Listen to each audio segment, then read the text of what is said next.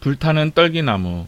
이 이야기는 이스라엘 백성들과 동행하시는 하나님의 초기 역사에서 발생한 하나님의 경험을 서술해주고 있습니다. 그것은 곧 이 세상에 구원자로 오신 유대인 나사렛 예수를 통해서 우리와 연루하게 된 역사입니다. 이 불타는 떨기의 빛은 하나님이 모세를 만나시는 통로인데, 이 빛은 우리까지도 비춥니다.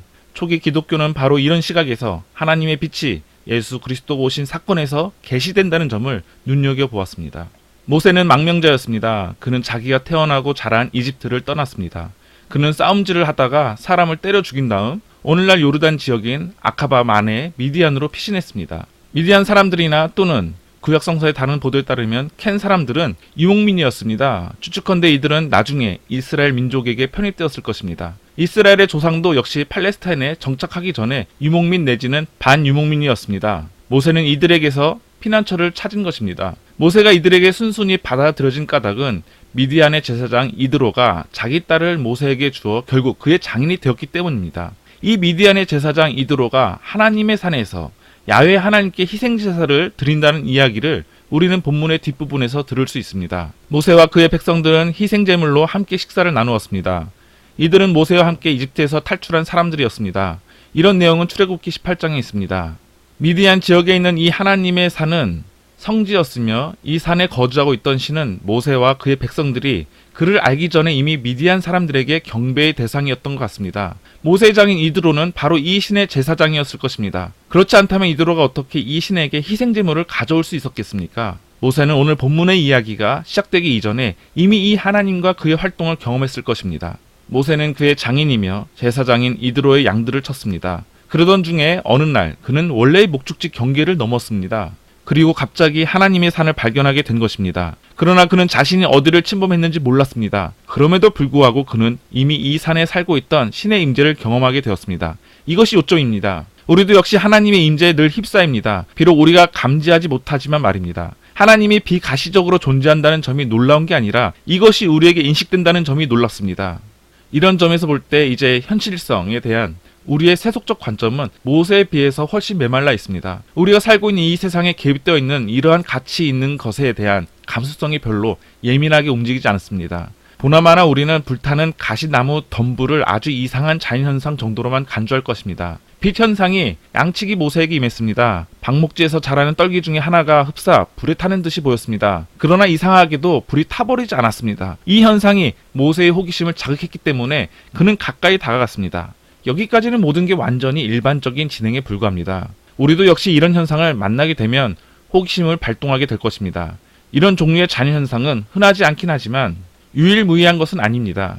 팔레스타인에서는 고금을 막론하고 이런 현상에 대한 보도가 허다합니다. 요즘 우리는 이런 현상을 성 엘모의 불이라고 부르는데, 이것은 네오 따위가 있을 때 배의 돛대나 나무 또는 말의 귀에 나타나는 빛 현상입니다. 이 신기한 빛 현상은 단지 모세가 여기서 만난 고유한 사건의 동기만 유발시켰을 뿐입니다. 즉 모세가 들어간 산의 하나님은 자신을 그에게 알리셨습니다. 그리고 그에게 말을 걸었습니다. 이런 현상을 오늘 우리는 어떻게 이해할 수 있을까요? 분명히 모세는 경악했습니다. 그는 이미 자기 장인으로부터 이 산에 대해서 들은 바 있었습니다. 이젠 그는 그것이 바로 지금 그가 뭣도 모르고 들어간 바로 그 산이라는 사실을 알게 되었습니다. 그러나 이런 소리가 들렸습니다. 네가 선 곳은 거룩한 곳이니 네 신을 벗어라. 이것은 하나님의 현실성이 우리 인간 경험의 세계에 개입하시는 방식입니다. 그러나 우리는 본문에 묘사된 모세의 이 경험이 우리에게서 일어날 수 있는 모든 것들과 다르다고 생각할 필요는 없습니다. 우리 각자는 최소한 자기 인생에서 한 번쯤은, 특히 내면적으로 변화가 심한 사춘기에 한 번쯤은 이런 경험을 할 수 있습니다. 우리가 사춘기 무렵에 고도의 감수성을 갖고 반응하기 때문입니다. 그 시절의 젊은이들은 우리 기성세대들과는 다릅니다. 우리 기성세대는 종종 일상의 삶에 고착되어 있어서 현실성에 무감각하게 살아갑니다. 우리 삶을 감싸고 있는 이런 가치 있는 것이 놀라운 사건을 통해서 갑자기 우리의 내면 세계를 밀고 들어오는 경우에 우리는 이런 음성을 듣습니다. 네가 선 곳은 거룩한 곳이니 네 신을 벗어라. 우리에게 진정성이 확보되기만 한다면 우리는 이러한 순수 경험을 우리의 삶에 충분히 채울 수 있을 것입니다. 우리의 전체 삶을 이런 것으로 가득 채우는 일이 가능하다는 말입니다. 바로 이런 일이 모세에게 일어났습니다. 그리고 그에게서 이런 일이 발생하게 한 조건들은 오늘 우리가 함께 읽은 본문에서 언급하듯이 하나님이 모세에게 주신 말씀 안에 서술되어 있습니다. 바로 이런 점에서 우리는 하나님과의 만남이 유일적인 성격이 있다고 생각합니다. 여기서 명백해지는 사실은 이 이야기가 왜 수천 년에 걸쳐서 거듭해서 사유되고 있는가 하는 것입니다. 결정적인 요인은 앞부분에 놓여 있습니다. 나는 네 조상의 하나님이다. 아브라함, 이삭, 야곱의 하나님이다. 이 문장에서 전례 없는 균일화가 이루어집니다. 미디안의 낯선 하나님의 산신은 아브라함, 이삭, 야곱의 하나님과 동일시됩니다. 모세는 이집트에 있을 때 자기 민족들에게서 그 하나님에 대해서 들은 바 있었습니다. 바로 이런 유목민의 성지에 있는 신은 자기 조상의 하나님과 똑같은 그 하나님입니다. 이것은 곧 모세가 하나님과 만나게 되는 사건이었습니다. 그뿐만 아니라 뒤이어 그에게 엄청난 일을 가능하게 하는 사건이었습니다.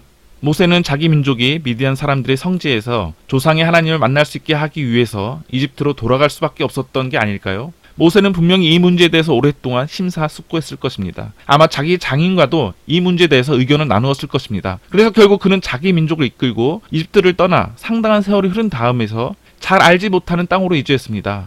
모세는 그곳에 들어가기 전에 죽었기 때문에 그 땅을 직접 볼 수는 없었습니다. 이 모든 이야기가 불붙는 떨기에서 하나님을 만난 모세에게 임한 하나님의 명령으로 요약되어 있습니다. 이것은 곧 모세의 전체 인생을 요약한 것입니다. 모세는 정말 매 순간마다 이 말씀을 그렇게 명백하게 들을 수 있었을까요? 아니면 이 말씀들이 모세가 걸어온 인생의 길에서 단계적으로 배울 수 있도록 다가온 것일까요? 하나님과의 만남을 통한 결과로서 말입니다. 어쨌든지 모세의 경우에 이런 사건은 그가 전체 삶을 통해서 따라야만 했던 하나님의 명령으로 자리를 잡았습니다. 유대 민족이 이런 이야기를 모든 세대를 통해서 보증하고 유지시켰다는 사실은 그 어떤 증명도 필요 없이 확실합니다. 그러나 그 이야기는 기독교인에게 무슨 의미가 있습니까? 이런 질문에는 다음과 같은 대답 외에는 없습니다. 모세가 가시덤불에서 만났던 그 산의 신은 바로 예수가 그의 나라가 오신다고 선포한 바로 그 하나님이라고 말입니다. 예수가 모든 것들을 하나님의 통치에 굴복시키라고 요청함으로써 이제 하나님과의 그의 나라에 대한 열정은 산의 신과 상응하게 되었습니다. 그 하나님의 첫 계명은 너는 나 이외에 다른 신을 두지 말라. 다른 말로 예수는 신명기에 나오는 이 최고의 계명을 이렇게 피력하셨습니다. 우리 하나님은 유일한 주님이시다. 네 마음을 다하고 목숨을 다하고 생각을 다하고 힘을 다하여 주님이신 너희 하나님을 사랑하라. 예수는 이 첫 계명을 완전히 문자적으로 극단적으로 생각했다는 점에서 우리가 구별됩니다. 그러므로 예수의 활동 안에 있는 하나님의 나라는 예수를 믿는 사람들에게 이미 현재의 사건입니다. 하나님의 이런 현재는 즉 가시나무 덤불의 빛은 변화산에 올라갔던 제자들로 하여금 예수 자신을 모세 그리고 예언자 엘리야와 밀접하게 연결시켜 인식하도록 했습니다. 엘리야는 이 첫 계명을 수호하기 위해서 극단적으로 투쟁한 인물이었습니다.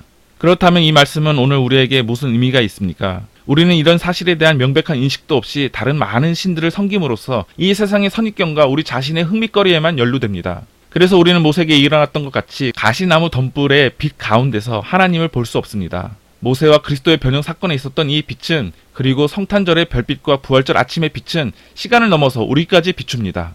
우리의 마음만 사로잡는 게 아니라 하나님과의 일치를 통해서 우리 육체적인 생명까지 변형시킵니다. 이 변형된 생명은 부활한 예수가 죽음을 극복한 바로 그 생명인데 하나님의 창조 사건을 완성시키기 위해서 예수가 다시 오실 미래에 우리가 얻을 수 있도록 약속되어 있습니다. 우리의 모든 인식을 뛰어넘는 하나님의 평화가 예수 그리스도의 안에서 우리의 마음과 생각을 지키십니다. 아멘.